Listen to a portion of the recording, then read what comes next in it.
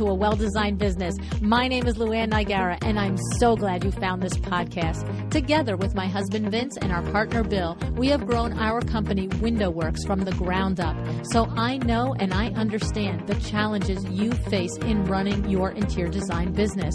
I also know that your talent alone isn't enough to ensure your success. So on this podcast, we talk about strategies and practical steps to help you grow your business.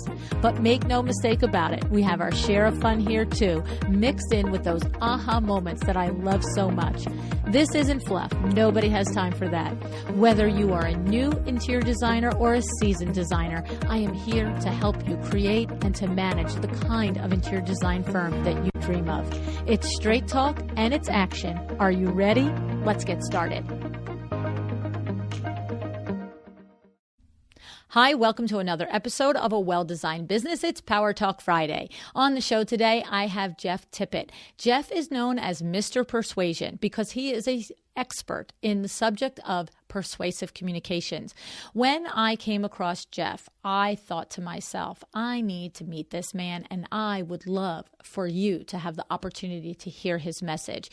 Jeff talks all about how it is important for us to be able to understand the principles at the heart of persuasion. And he talks about it in contrast to manipulation, which is what I love. You know that I take great pride in that I have studied the skills of salesmanship my entire life, but I don't ascribe to car salesman-y things, which is that manipulation thing. I ascribe to a salesmanship code that brings a win-win to both sides. And that's exactly what I saw when I was researching Jeff. And so I'm delighted to share him with you today. I enjoyed the conversation myself. I hope that you will. It's a very important, valuable skill to be able to understand what your client's pain point is, what their challenges are, and how you can solve them. But then you need to be able to persuade and convey that information to them.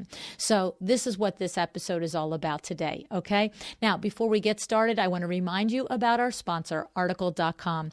You know that Article.com is your resource for Scandinavian inspired mid-century furniture. You can get sofas, chairs, office furniture, outdoor furniture, and accessories.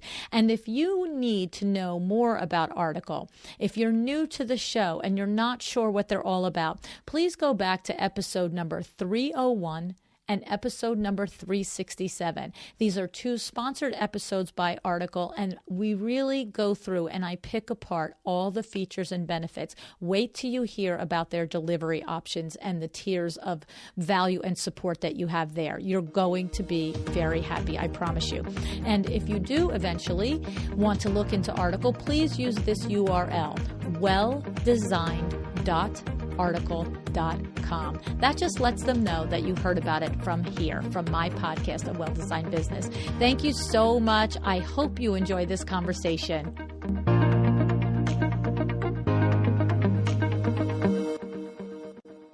Hi, Jeff. Thanks so much for joining me on A Well-Designed Business today. Hi, Luann. Thanks for allowing me to be a guest and have time to hang out and chat with you today. Yeah, I'm looking forward to this, Jeff, because I'm not sure how I came across you and your work, but as soon as I did, I was just so impressed. And I said, oh, I have to meet this man. And that's the really cool thing of the podcast now. Now I can reach out to people and say, can I meet you? We could be best friends on the podcast. That's it. So I love your message, Jeff. You are, your specialty is talking about persuasive communications. And of course, this is a topic that I could talk about day and night and day. It's because to me, it rolls right into sales and negotiation. I do understand that you take it from a much more, I would call it heart-centered place than so much hardcore business place. But when I talk about it, even when I talk about it from a business-centered place, I know the reason I'm successful with it is because I always approach it from a heart-centered place. So I really felt like a connection to you as a stranger.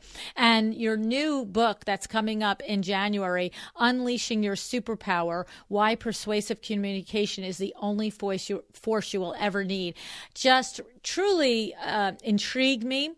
And I have to say, For the designers that listen and follow my podcast, I know that persuasive communication is a valuable skill for us to learn, because every day we are persuading our potential client to the design plan that we believe is right for them. We're persuading our vendors to do the things on time and on budget and to the best of their ability. There's a lot that can be accomplished when you have this skill set. So I'm really looking forward to hearing your strategies on this. However, the first thing I would love to ask you, when I was researching you, Jeff, I saw that you had a video where you talked about how you went to Haiti and you adopted a daughter there.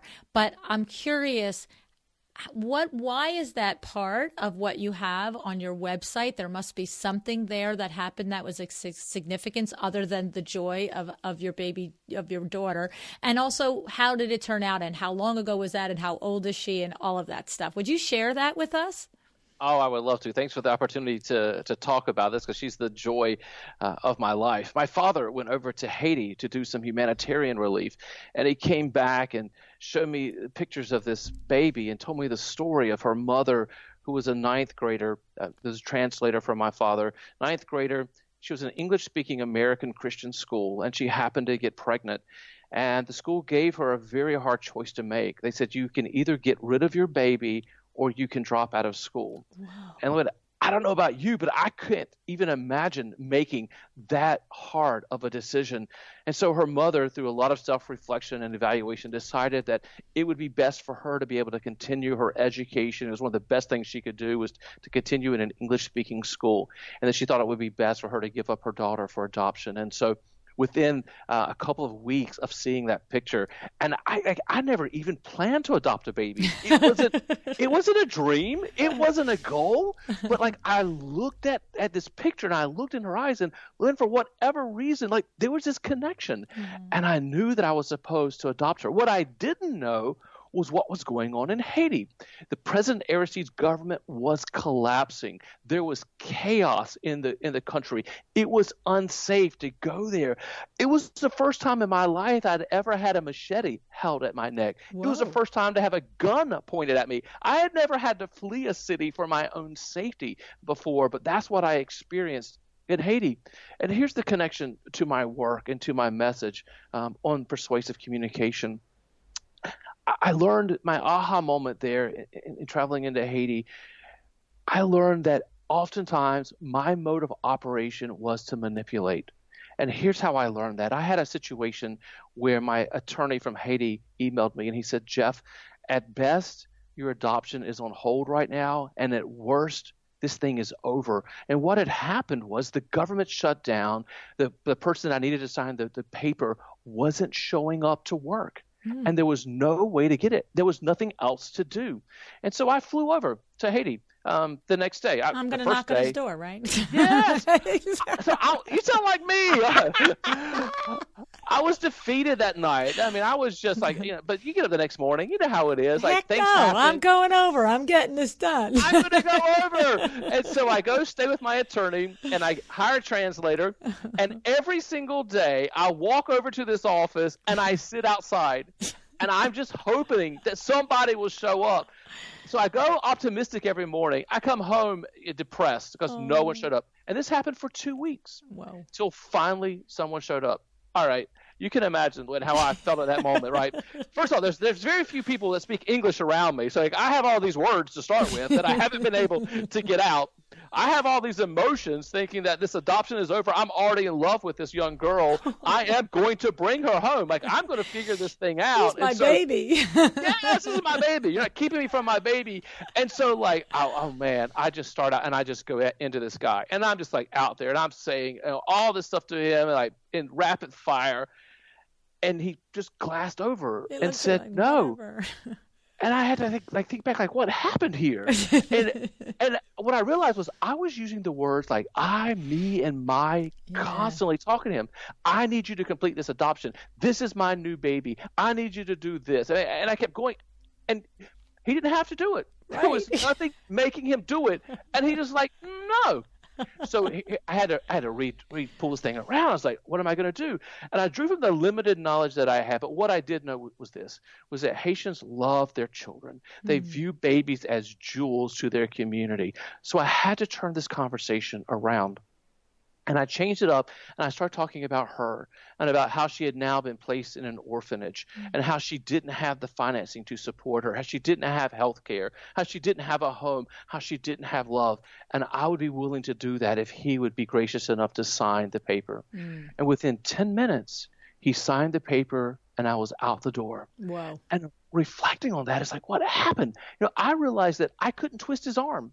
I couldn't make him do it out of sheer force. I had to figure out how to persuade him. That's the truth. I love it. I love it's so clear that it's look, you don't know my show so well, but people that listen to my show know that I've been studying sales since I'm 10 years old, like literally. And it is, you have to make it about the other person. What's in it for them? Why? What is it that you are going to do to alleviate their life, to make their situation better, their whatever it is? And when you figure out what you can do and give and share on that level, it starts to crack that door open, right?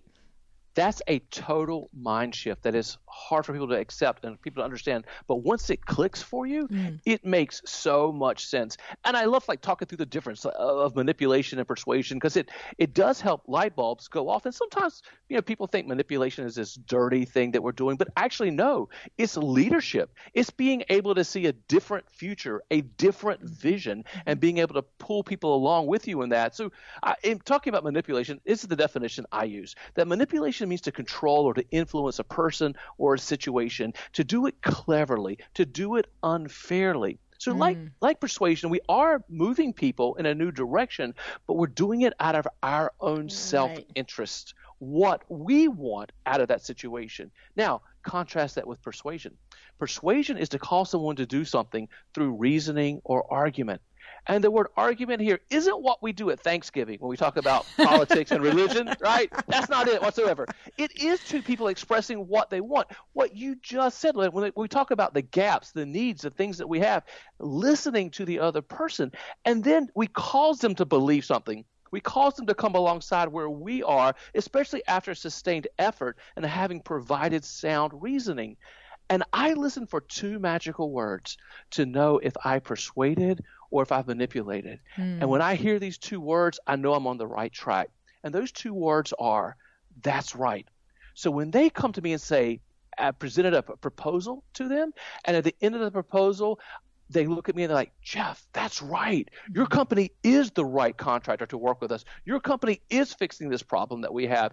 Jeff, I'm so excited. That's right. And when they are just as excited or more excited than I am, I know that I'm at that place of persuasion. I've shown this new vision, just like your designers can do, to show them the new vision, the new dream of what this can be, and to have them so excited. They're saying, can I take out my checkbook and write you a check now? Right? That's not twisting their arm. That's leadership. That's right. It's exactly right. And we talk about it on the show all the time, is that you have to engage their imagination. You have to engage their vision for themselves. And I always say, it happens in the listening. I'm very curious to see your very well thought out principles, but instinctively for me, I always start with in the listening. I will, whether I'm working with a client, whether it's for window works and it's window treatments, or it's a potential coaching client, it's always, I'll ask 4, 5, or 6 or 7 questions. And on surface value, the questions sometimes don't even seem to have anything to do with either the window treatment or their potential needs as a coaching client. But I'm just needing to gather all the different things that this person is searching for, whether they know it or don't know it. And then I'm able to see, am I the person to bring these answers to them? And if I am, then I'm just coming right on back with how I can do it and persuading them to that, right? Do you agree with that? You could have written my book. I mean, we're on the same page in this. So I have a chapter called Helping Others Find Their Win So You Win. And I start out with a quote from Zig Ziglar, who says, you'll get everything in life you want if you just help enough other people get what they want. And the mindset shift here that I try to help people change. And this, sometimes we can even have the the thinking of, hey, I'm trying to help people, but really in the back of our mind, we're just like trying to get the check, right? We're trying to get this contract closed. But can we really shift that?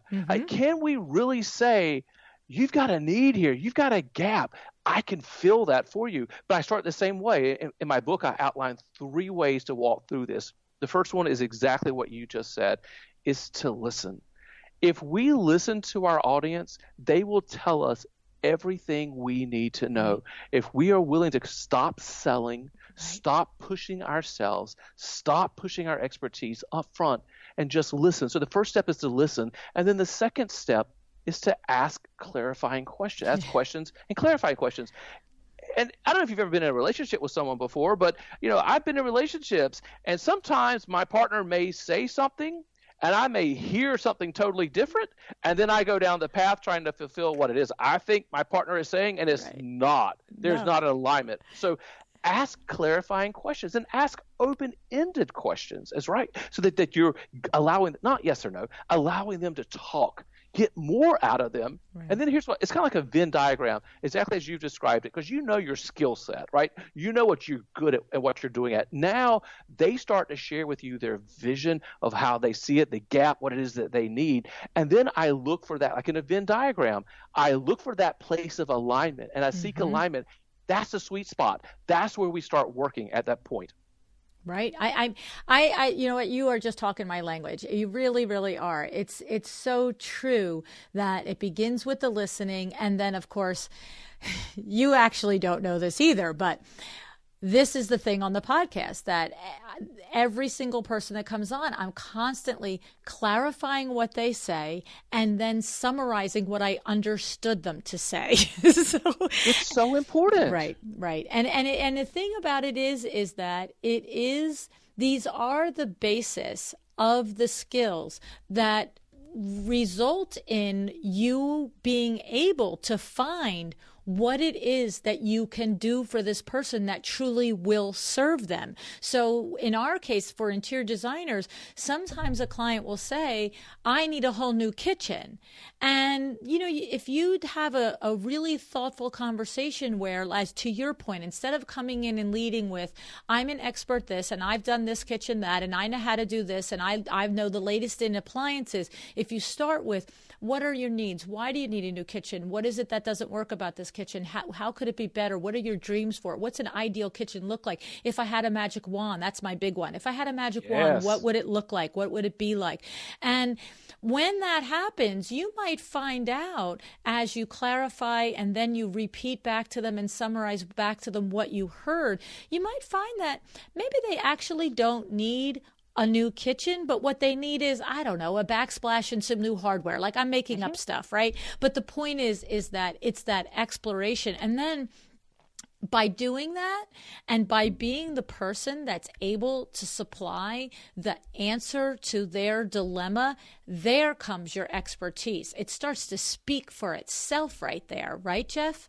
That's exactly right. And when we make this centric to them, and in fact, like following this, the next chapter in my book is like going into this, like taking it to the next level, is how do we make a connection with them as well? So this can become more than just this transactional thing. Like, how do we get them to like us?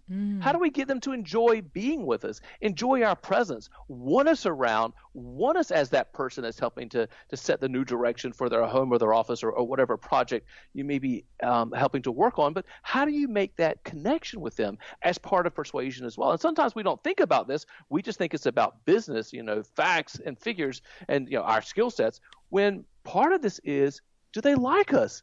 Do they feel a connection to us? Mm-hmm. And what do you suggest when you are talking with people, and in your book and when you do your speaking engagements, what types of things do you suggest that people do in order to help make those connections with their potential clients? Let me first give this disclaimer in that we can only go as far in connections as the other person is willing to go with us, right? Good point. So I never try to push people or make them connect with me in a way that makes them uncomfortable or doesn't make them feel safe. What I try to do from the persuader, from my perspective, is to give them the open opportunity to do so at whatever level makes them comfortable. But to go back to your question, some of the tools that I use, the first one that I use is humor. It's amazing, especially if you're in sales. Like sometimes there can be this barrier that comes up because people have dealt with bad salespeople in the past, right? Right. Create some type of humor. It's so important to me as a speaker that I'm in the middle of a 10-week class that I'm taking on stand-up comedy, how to write stand-up and how to perform stand-up. Humor is important. Yes. The second one is compassion. Listening to them as to what they're going through, what's happening, why they're wanting to make a change, why they're seeking, having some compassion for what's going on. And or even taking a step deeper, the third one is empathy. Like not even understanding their pressure point, but like feeling it alongside them. Like, yes, I can understand why this kitchen isn't working for you. Yeah, I can hear that. I can see that this is it's keeping you from entertaining. It's keeping you from living the life that you want to live. You're unhappy. Like feeling that with them as well. Storytelling is another great way, which is like why I love telling the adoption story. Like if you could tell a story and frame this up in a story, it helps make that connection there with them. And the fifth one there is authenticity. Like letting people know that you're human, that you really care as a person, that you're able to make mistakes and that you're present in the conversation with them, but being authentic. I love it. All of those things are so important when we're talking about our relationships in our own lives, our personal lives, but especially with potential clients, because these are strangers to us at some, we're trying to, like you said, make these connections. And there is a big thing about the empathy part of it, because I find that no matter, at WindowWorks, we deal with clients at all ranges of the demographic, from income, from average, low, all the way to the super 1%ers. And then the reality is that there is always something that I feel that you can connect on and that you can empathize with. So for instance, it's a knee-jerk reaction to find that somebody who is a 1%er is having a tough day because their maid didn't show up, right? I mean, I've been in this situation where I've come in and the homeowner is completely flustered. Her nanny is late picking up the kids and the maid didn't do this, and the delivery man is late with the groceries. And at first glance you could look and go, seriously, lady, this is a tough day. You know what I'm saying? But the reality is for her that's a tough day right there. It's throwing her for a loop. That's exactly. It's no different than me sometimes, like listening to my kids talking about things that may be blowing their mind and blowing their world, and I can look at that and think, oh my God, can I tell you what I'm facing today? Right. And it seems like nothing, but that doesn't matter. It's real to that person, right. And that person is going through it. And here's the thing I think will help you with your designers. Like you can become more than just a quote going back to that person as the price and what this is going to cost. If oftentimes they'll forget the things that we say, but they won't forget the way we make them feel. So if you can make them feel valued, and if you can have empathy and listen to their story and take a few minutes, I mean, I'm not talking about pretending. I'm talking about genuinely actually caring doing it. Yes, exactly. About what they're going through. You'll walk away and it'll be so much easier to close the contract, get the gig, and then enjoy the process of working with that person when you have, and you can set yourself apart from the competitors that are just going to be black and white, cut and dry. Here's your quote, yes or no. Right. And I think that when we deal with people that have different circumstances than ours, which as interior designers we do, we're meeting people that are all different ways that they're different. But the point is that the successful business person that earns more business, that has more clients in the pipeline, a lot of it does come down to that level of really understanding whether it's would be a problem in your life or a good thing or a bad thing in your life, that you just take the person at face value and place yourself for just a moment there and really get into that headset of, yeah, I could see how this could be terrific, happy, word, bad, sad, or whatever. And then to take the extra effort to express that acknowledgement of that, because that's to what you're saying is you leave them with how that you made them feel, and you made them feel heard, and you made them feel understood, right?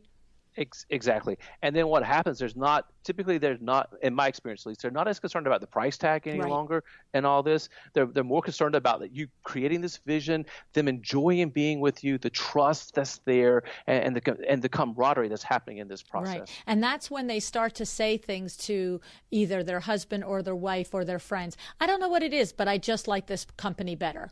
I don't know. Exactly. I can't put my finger on it, but I just like them better, and they just feel more trustworthy, or they just feel like they're going to do a better job. And to your point, the price point becomes so much less part of the conversation at that point.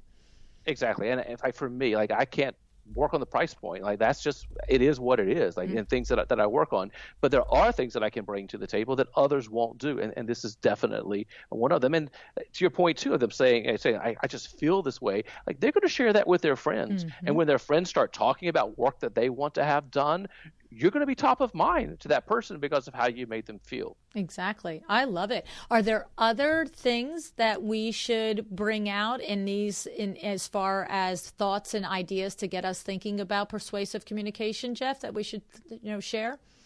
Yeah, absolutely. So I like to start at the very beginning of messaging, and this is great if you're like for your listeners that maybe have website content, or maybe they're working on pitches for people. So one of the things I like to help people do is start with the message. I think we lose this up front oftentimes because of what we say. Oftentimes we don't put a lot of thought behind what it is that we say. What is our messaging? Albert Einstein said it this way, and he said, if you can't explain something simply, you don't know enough about it. So how do we take some very complex situations and pull this down? I do this almost every day when I'm talking with people, when they say, hey, Jeff, I meet people like, Jeff, what do you do for a living? I'll say this. I say I speak professionally, and then I stop. And you know what happens? Almost always they'll come back and say, well, what do you speak about, Jeff? And then at that point I'll say, hey, well, I speak on persuasive communication. And a lot of times they'll just kind of laugh and say, oh, you teach people how to manipulate for a living. And that it turns into a fun conversation. But my point here is that I'm not in their face for 5 minutes when they ask me the question. What I'm trying to do is to give them 2, 3, 4 words that whets their appetite and gets them engaged in my conversation so much they're asking me for the next level of detail. Right? They want to know the next level and the next level. But it isn't because I stood there for 10 minutes on that with them. It's because I whetted their appetite. I gave them enough that makes them, I capture their attention, right? I pull them into the conversation because they want the information for themselves. Right. So starting with a very simple message and figuring out, like, how do you craft the message that you're trying to put out there. And so when you think about this in real applications, we're talking about on our About Us page? Are we talking about when we meet at a networking event? Where are you talking specifically? All the above. Okay. All the above. And here's the steps that I walk through for myself and for clients. Here's what oftentimes happens.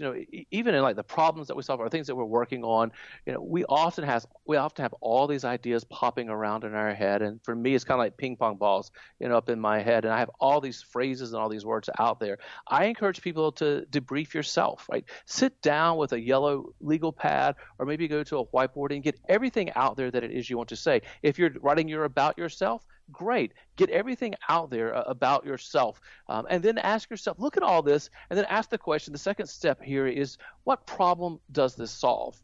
This is extremely important in business. People will pay if you solve a problem for them. So the work that you do, what problem is it that you solve? And then ask yourself, what's crucial? What or keywords that have to remain, strike everything else, and then also make sure that in our language that we remove any internal or generally unknown jargon, any types of language, that acronyms that maybe others might not know, define those up front. Remove those things, as we don't want our language to cause a barrier for others. And when we craft messaging for clients, I often talk about an inverted funnel, pyramid upside down, inverted funnel, where what we're trying to do is we're not trying to give them all the content at once. I want to give them a few words that capture their attention. If they're willing to go with me to the next step, give them the next level of information. If they're still with me, give them down to the next level of information. I love it. I love it. It's hysterical because we had an episode with Nancy Ganskaufer on the show, and she has a process called Your Business in Words. And my buddies out there know how much I love this process that Nancy teaches. And she basically is describing, similarly to what you're describing, Jeff, is it's first this layer, then it's this layer, and it's this layer, and I am the interior designer that, and who thinks this, and blah, blah, blah. And it just helps you in a conversation do just what you said. Give a little. If they want more, they come back for it. And now you're in a back and forth conversation where you're sharing information and they're wanting to know the next piece of information from you, right? That's the exact point. I mean, how many of us like to walk up to someone and talk and ask them a question, and for the next 5 minutes, they don't stop talking? I don't like that. Like, I want to be in this conversation with you. Yeah, what about I want to me? engage. What about me? So like, let's stop this and like, do give them information, but don't overwhelm them. Don't push it too far. Making sure that you pull back in and figure out what that simple message is. Yeah, I love it. I love it. Now, you have another book that's already out, and it's called Pixels Are the New Ink, 3 steps, a 3-step strategy to grow your online influence. And this is of value to interior designers because this is a new world order. We are earning clients through Instagram, through Facebook. In our community here, Jeff, there is a lot of coaches and strategists that come onto the podcast and are always teaching us best techniques and best ways to present ourselves through video and the work that we do. So what do you have to say? What are these 3 steps or these 3 strategies to create a better online, influencer platform? This is like a magical approach to persuasion. And I brought some of this content into my new book, and we titled it Becoming an Industry Expert. And what happens in this, and the reason this is so important, when you are a specialist in a particular area, when you are the go-to person, when you are the guru in that space, people trust you. And we know, we all go through, as we're working with clients, know, like, trust, right? Mm-hmm. We have to go through that. But what happens is people can make a very quick jump to trust when they understand that you are the person, you are the specialist. Like for me, like, I don't just say I'm a speaker. Like my specialty is persuasive communication. Like, I'm not all over the place. I have a very narrow area in which I speak. Now I can play that across different markets, but it's very narrow. So here's what I do. Here's a process of walking through this. First of all, is to understand your skills. What is it that you bring to the table? What is it that you are good at? And maybe name 2 or 3 things that you're just really good at it. And then the second thing is, outside of the skills, going down to a deeper level of you as a human being. And I use the word that I borrowed here, the word onlyness, onlyness, like the word onlyness. Figure out your onlyness. We all have onlyness. So what is it about you that's your onlyness? It might be your passion. It might be the spot that no one else occupies. It might be your unique view. It may be your accumulated experience. It might be your perspective. It might be your vision, education, whatever this is. What is unique about you? Because you do need to pull yourself apart from everyone else that might be in this space.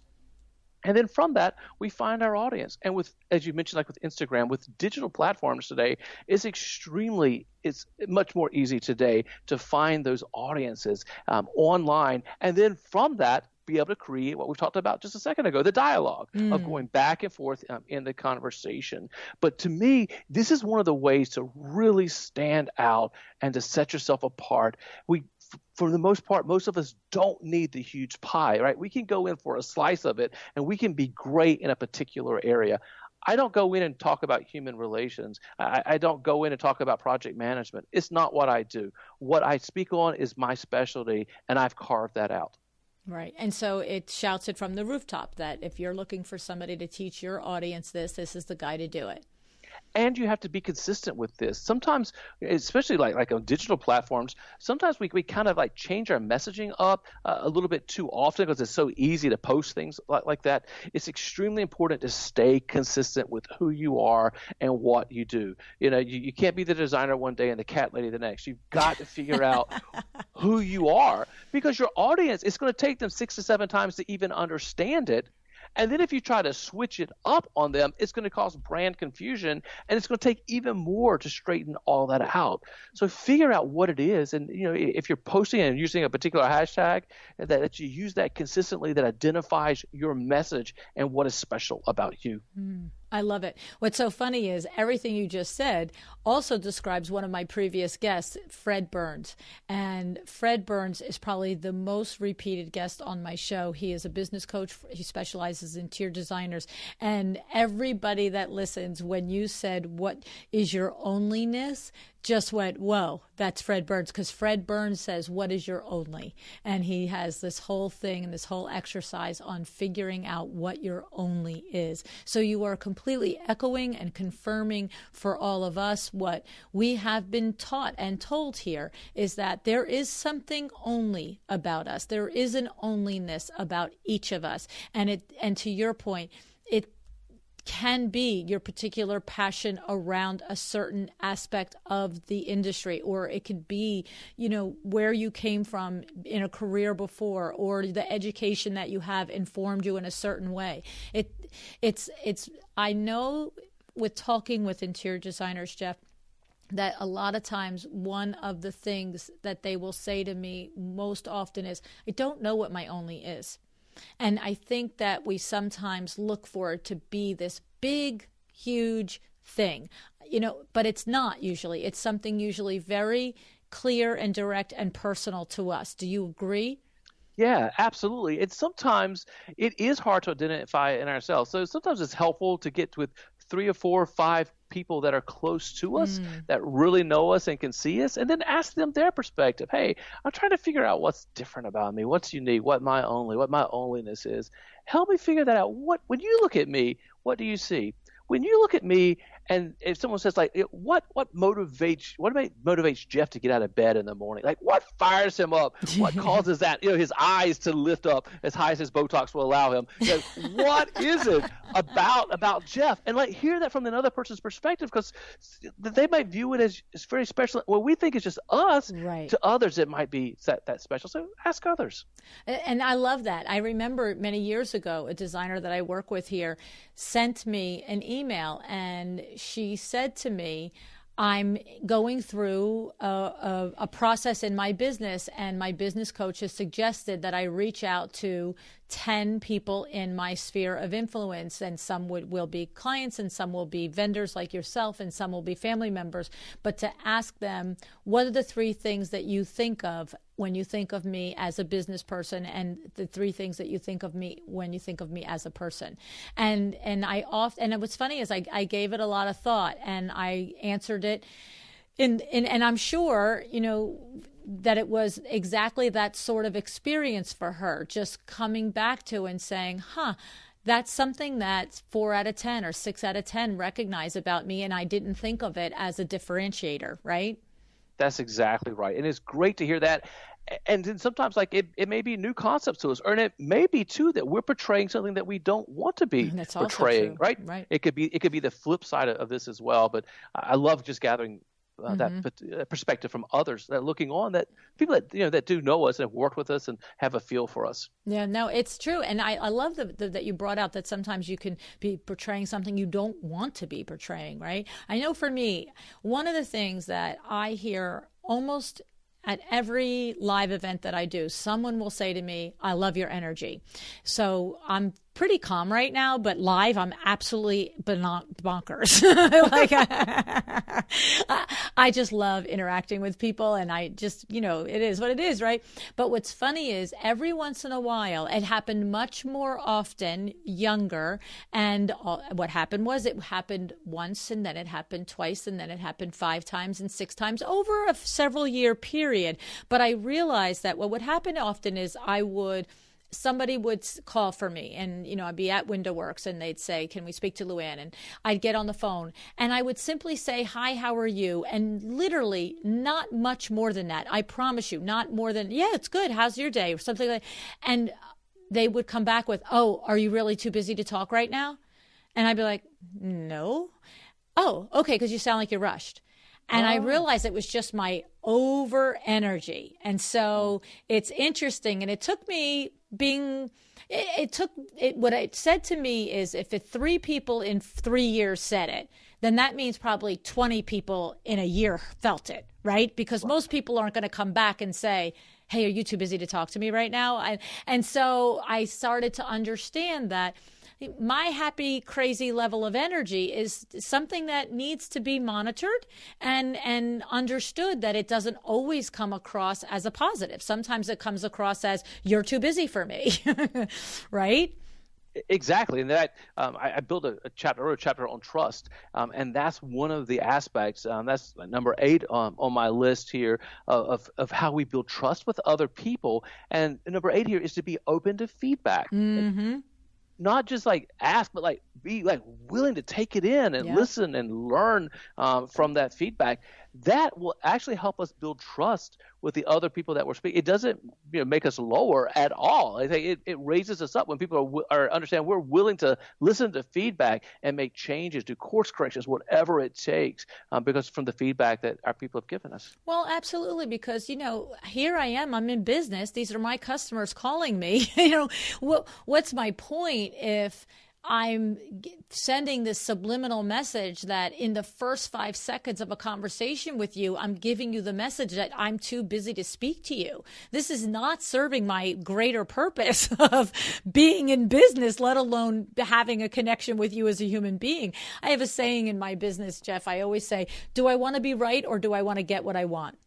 And right. And so that's an example of when you accept feedback. I could sit there all day long and say, I'm not busy. I'm just crazy. I'm just high energy. I'm just nuts. I'm sorry you take it that way, but whatever. But, that makes me maybe right, possibly, but it certainly doesn't get me what I want, which is for that client on the other end of the phone or my friend or whoever it is to feel like they have my attention.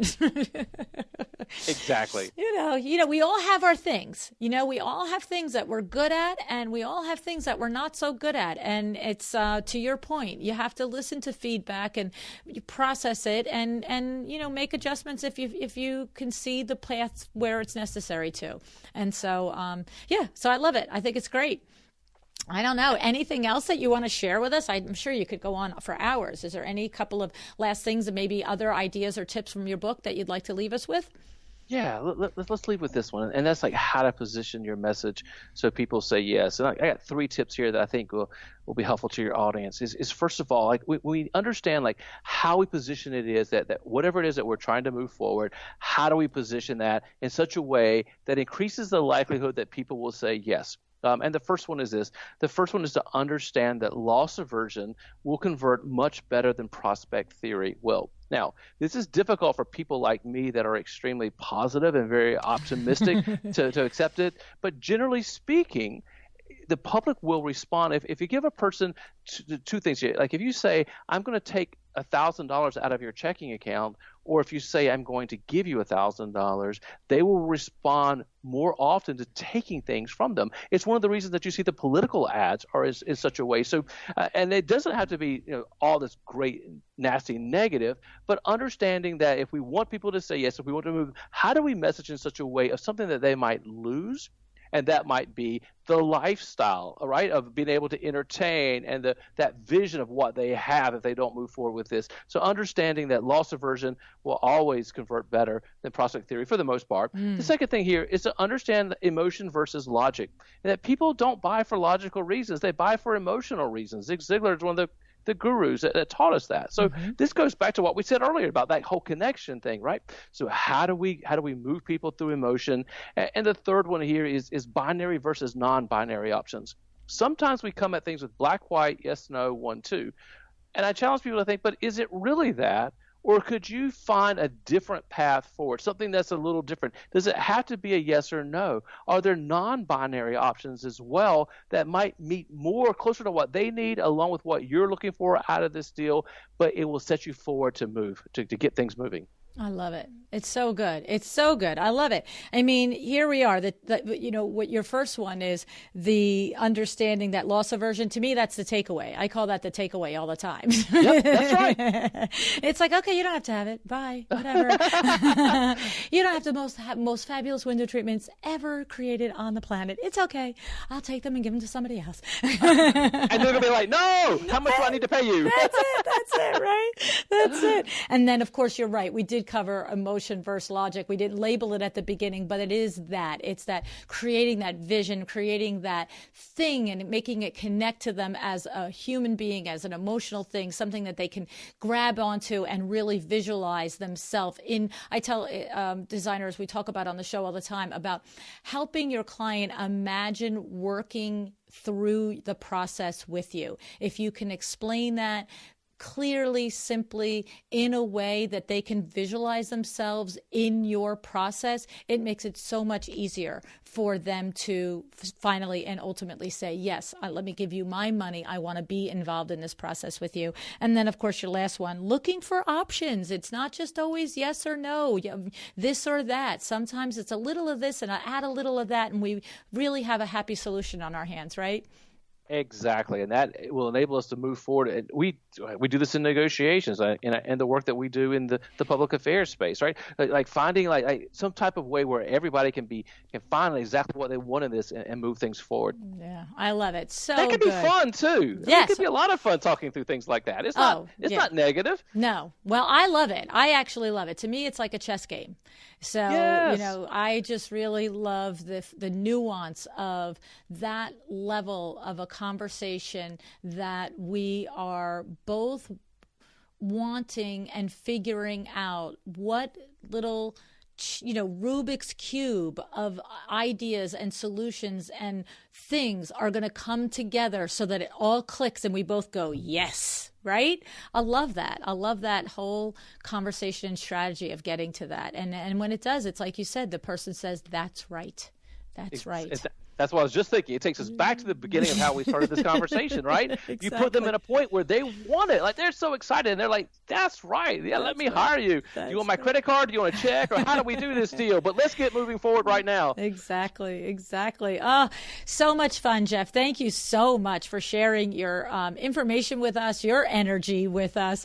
And your new book is coming out in the first quarter of 2019, Unleashing Your Superpower, Why Persuasive Communication is the Only Force You Will Ever Need. Best of luck to you. I cannot wait to get it. I'm sure it's going to be outstanding. And just so people can, do you have a pre-order list? Is there an email list that you're gathering? How can people find you or be on a list to know when the book is ready, Jeff? Here's the easiest way to do that. They can just text the word persuade to 66866. That's persuade to 66866. And what will happen is instantaneously, they'll get a free chapter from my book, the chapter on crafting a simple message. They'll get that content in their inbox right now. And They can stay in touch as the book comes out. Very cool. Love that. I might have to grab that idea. That's awesome. Good deal. Oh, Jeff, thank you for allowing me to be on your show today and trusting me to deliver good content for your audience. I really appreciate this opportunity. Thank you. Thank you. Thank you so much for joining me again today. This podcast is a production of WindowWorks, your resource for custom window treatments and awnings. To learn how we can help you on your next interior design project, go to www.windowworks-nj.com. And if you're interested in working with me on your business, either through masterminds or one-on-one coaching, or you want to know how to get my book, The Making of a Well-Designed Business, or you just want to know what's going on in the podcast land and where I'm going to be, all of that is found at luannigara.com. Thank you so much. Have an excellent day.